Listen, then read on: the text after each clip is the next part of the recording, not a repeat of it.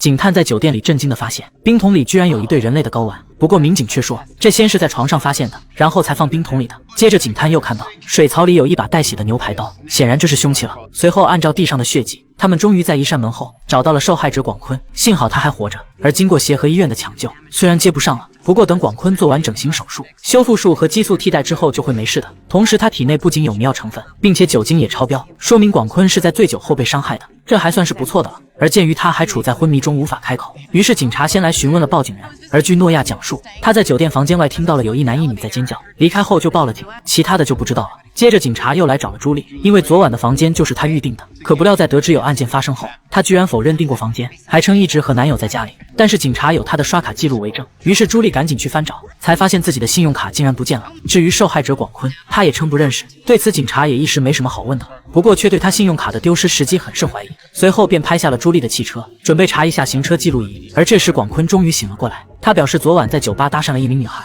见状，警察赶紧拿出了朱莉的照片，让他辨认，但那人并不是朱莉。接着广坤继续讲述，我们喝了点酒后，他邀请我去他的房间，还让我喝了杯东西，然后气氛就变得很暧昧。可哪知这是我记得的最后一件事，等我再次醒来，就躺在床上的血泊中了。显然广坤也不记得经过了，警察并未获取有用的线索。不过事后他们分析，既然凶手把广坤给阉了，这说明对方很愤怒，一般是出于报复动机，还有性成分驱使。而就在几人猜测凶手的身份之际，突然有人在酒店监控里发现了线索，就是在接到报警电话的前2分钟，有一个熟人出现在了酒店，正是丢了信用卡的朱莉。很明显他说谎了。随后朱莉就被请进了派出所，起初他还不承认，但警察立马拿出了监控视频。显然朱莉没想到世上还有监控这种东西，可他仍是负隅顽抗。然而下一秒，警察又出示了他的行车记录仪，上面记录了朱莉来过酒店，所以说证据很充分。可即使已经到了这个地步，朱莉仍是坚决否认去过酒店，而警察也没证据证明他就是凶手，因此最后只能任他离开。但警察相信朱莉和广坤肯定相互认识，可不知俩人都谎称不认识的原因是什么。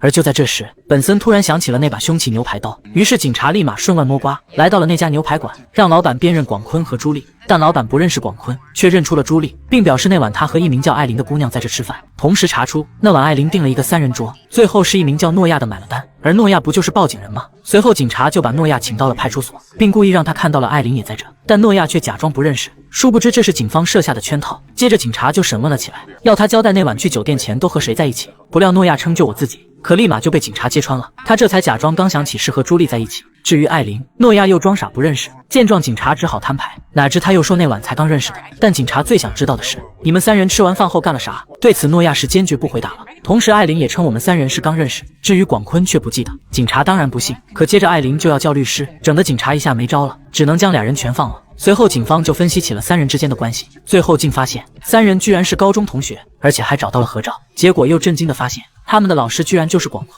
这下大家好似明白了，肯定是广坤对3个女孩做过什么，才导致自己被阉了。而为了让3个女人开口，警方以妨碍调查为由，将3人逮捕并关在了同一个笼子里。果然他们紧绷的心理防线彻底崩塌，看来这招管用。接着很快就有了结果，他们终于决定说出真相了。原来当年广坤披着关怀学生的外衣，对未成年的他们实施诱骗、性侵、玩弄过后便无情抛弃，给3人留下了一辈子难以愈合的心理创伤。而时隔20年后，3人偶然重逢，聊天时意外发现，原来所有人都遭受过同一个老师的侵害。最后越聊越生气，因此3人商定设局复仇，由朱莉假意约会引诱广坤前往宾馆，另外2人提前埋伏，下药控制对方后，艾琳就用从餐厅偷的刀阉了广坤。而事后诺亚报了警，保住了广坤的性命。至此真相终于大白了，气的警探们很想追究广坤的强奸罪，但毕竟过了诉讼时效，谁也没办法了。而鉴于艾琳也是受害者，因此警方决定和她进行认罪协商，尽量判得轻一点。可谁知艾琳为自己辩护，称拿刀是为了自保，而这立马引起了警察注意。接着艾琳解释，我怕广坤又对我施暴。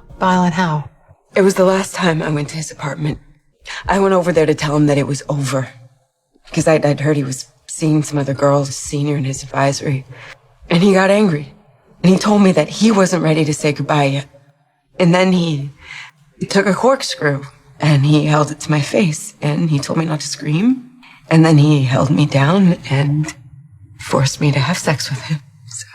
而这个信息非常重要，警察立马意识到艾琳最后一次被强暴竟然在诉讼期内，这下可终于有依据惩罚广坤了。随后警察立马就将他逮捕了，指控罪名是1级强奸罪。接着很快就开庭了。首先艾琳陈述了被侵害的事实，不料对方律师竟颠倒黑白，先是诬陷艾琳喜欢和广坤那样做，然后质疑他是为了起诉广坤才编造了被强奸的故事。艾琳当然不容这么被诋毁，大声反驳了律师，并拿出了一个海螺，那是广坤送的定情信物。见状，广坤顿时无地自容起来，谁知下一秒，艾琳就狠狠砸碎了它，用鲜血向所有人证明自己说的完全是真的。不料这一幕却震撼到了广坤的小娇妻，趁着休庭时间，他竟来到派出所，主动向警方出示了一些东西，居然是广坤教书时保存下来的杂志。妻子决定交给警察，并告诉他们翻到第15页，这里有一首发表的诗，而这可以让广坤败诉。对此，警察很是不理解，为什么妻子要揭发丈夫？结果妻子却是一言不发，只是默默从包里拿出了一个海螺，竟和艾琳的一模一样。看来妻子在法庭上已经明白，自己也是同样被丈夫忽悠了，这是广坤勾搭女人惯用的伎俩。不料面对诗歌证据，广坤竟狡辩当时真的是迷恋上了艾琳，但从来没有用武力逼迫她发生关系，所以才应邀去了酒店，想和朱莉解释的。然后在律师的引导下，又刻意塑造受害者的人设，称自己现在做了整形手术，装了一对假的，下半辈子离不开激素了。每当我低头看时，都会一遍又一遍地提醒我永远不会有孩子了，以此博取了陪审团同情，降低了败诉的几率。虽然检察官也纠结，但他毕竟是指控方，于是拿出了那首诗歌作为证物，并让广坤当庭大声朗诵。 Corkscrew.